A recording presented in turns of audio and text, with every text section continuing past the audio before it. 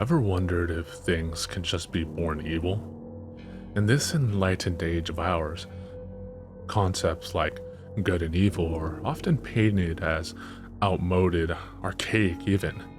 According to modern thought, people, animals too obviously, are simply products of their environment and no more responsible for their actions than a twig in a stream. But I know better. Some things are just born bad.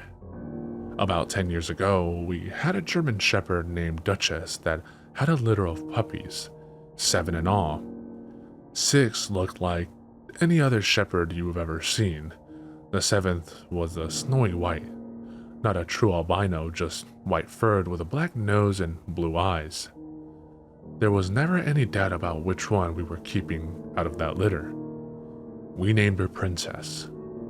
Before the end of 6 months, any plans we had about giving her away or selling the others became a moot point, as all of the others were dead. We'd just find them at a rate of one a month, not mangled or anything, just dead as if they died in their sleep.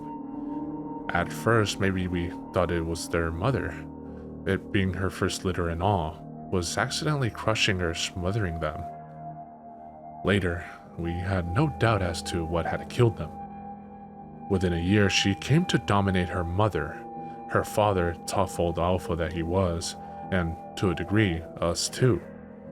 Her parents shied away from her. When we put out their food, she ate to her heart's content, unchallenged by the other two. Once I tried to shoo her away and let the other two eat, she snarled at me, baring those perfect white fangs to her incongruously black gums and losing a growl so deep that I felt it in my guts more than heard it. After that, I left her alone too. I've often wondered if the parents of serial killers know they have a monster in the making. I mean, sure, some of them are to blame for how their kids turn out, products of fucked up households with systematic abuse of all possible flavors. But then there are ones that seem to be true aberrations. It's those families I'm curious about. Do they smile and laugh and pretend that everything's fine? I know that we sure did. We downplayed the weirdness around Princess, tried to rationalize her behavior, the bizarre things she'd do like killing rabbits and leaving them hung up in the bushes behind our house. Some dogs do that to show they love you, cats too, my father would say. To them, it's just bringing you food. To me, it looked like she was taunting us. Just like the puppies years earlier, not one of those rabbits ever had a mark on it. Princess, just like her mom and dad, was well looked after and never hurt for a meal, so it wasn't as if she were hunting for food. Her innumerable kills were always untouched. No, the only thing I ever saw her eat was a kitten. We had some feral cats in the woods around our house, and one mama cat had a litter in our tool shed. Feral is really stretching it. Most of them were tame enough to be petted, this mama being among them. I returned home from school one day and headed around back to look in on them. The door to the shed was open and inside I found Princess, her jaws pink from her feast. As she devoured that last kitten, her beautiful blue eyes never left mine. The moment we found displayed on what I'd come to think of as the rabbit bush.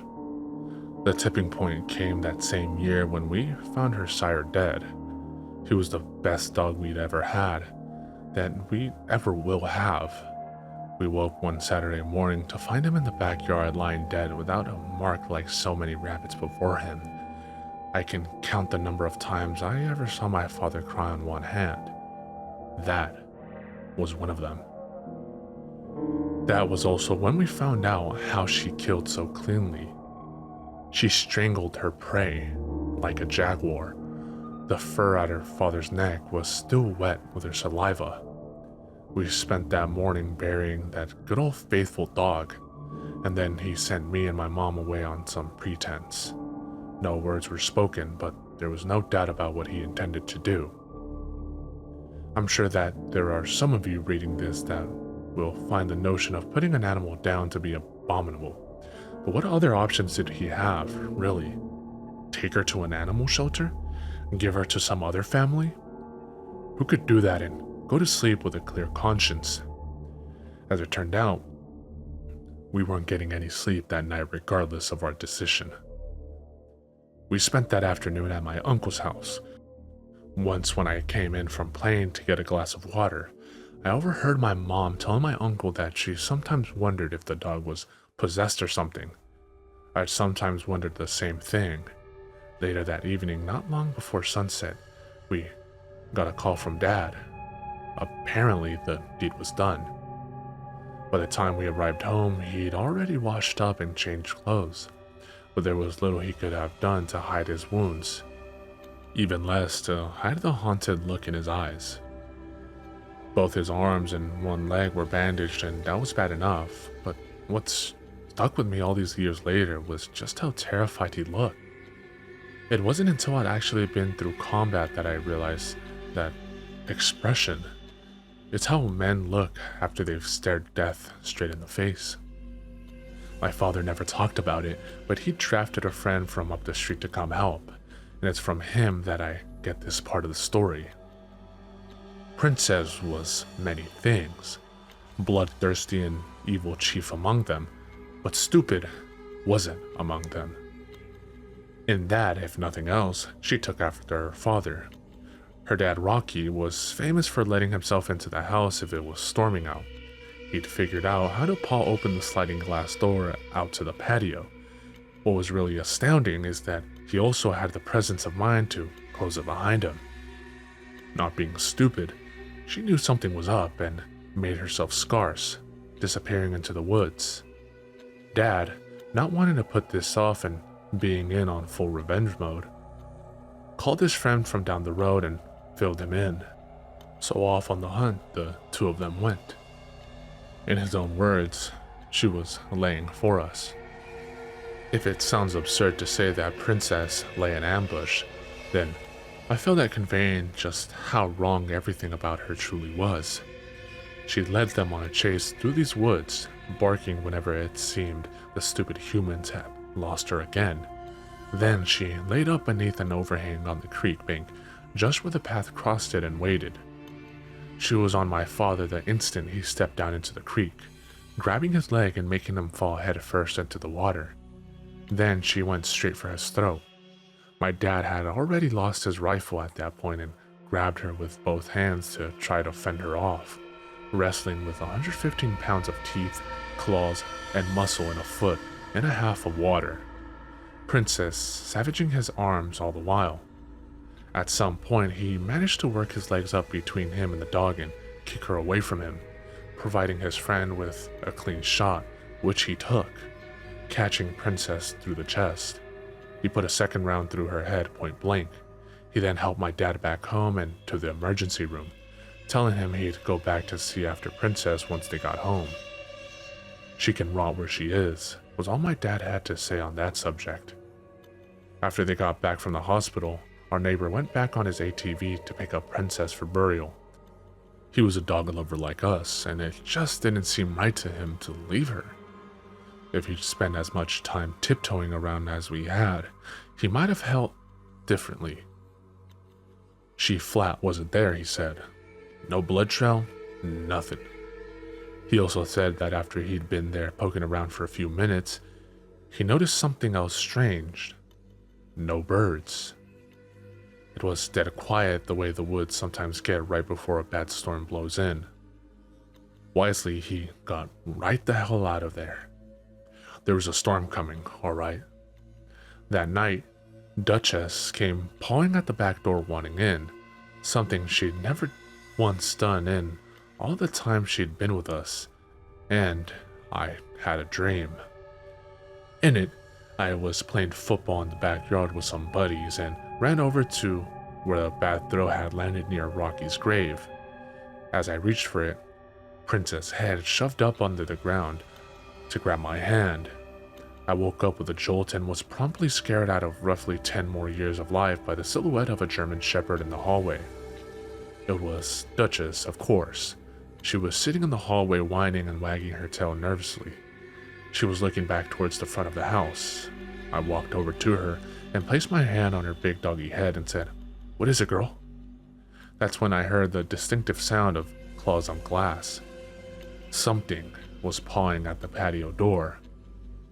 Thoroughly terrified, I grabbed Duchess by the collar and dragged her along with me to my parents' room, shutting the door behind me. I was 14. I was terrified, but even in that terror, retreating to my parents' room wasn't just for the security of Mommy and Daddy. That's where the guns were. I woke them up and told them what I heard. "Oh, sweet Jesus," my mother said.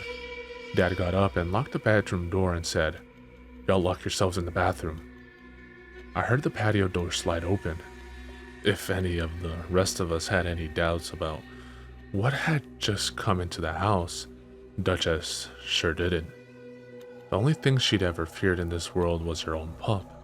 A deep rumble of a growl vibrated in the floor beneath our bare feet, and Duchess' bladder let go as if on cue. Mine wasn't far from doing the same.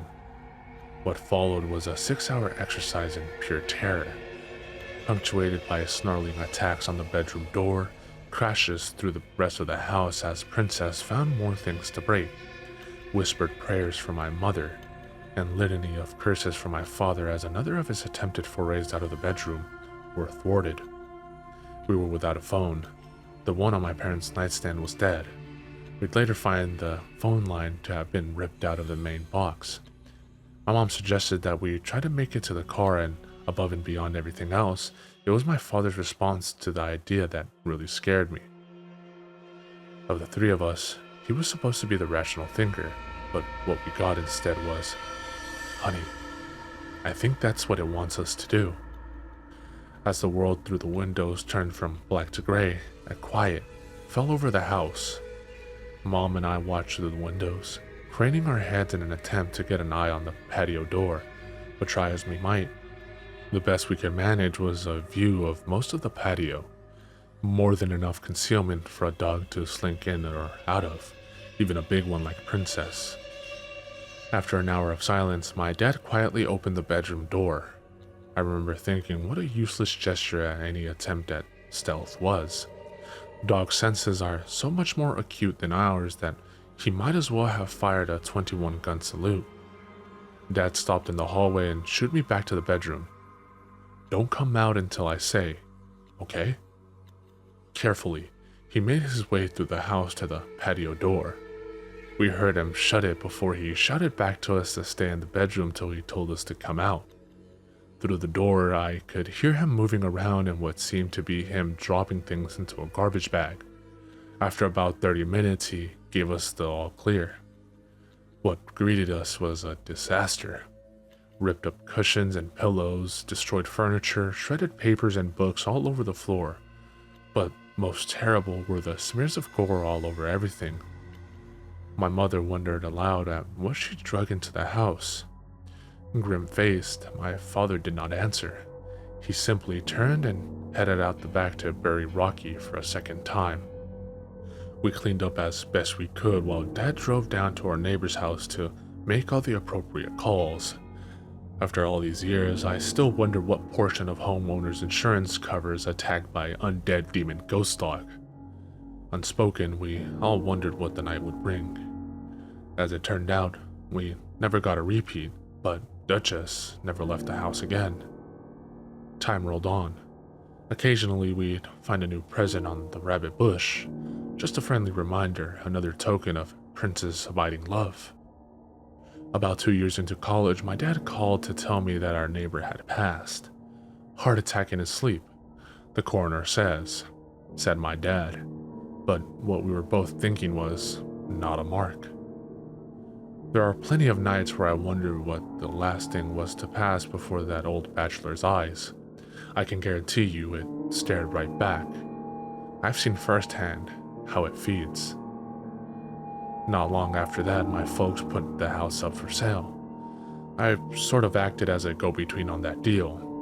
About a week after the new owners moved in, I received a call from the man of the house. He wanted to know if we had left any pets behind when we moved. Already fearing the answer, I asked him why he asked. Oh, me and the kids keep seeing this white shepherd in the woods. Pretty. Pretty.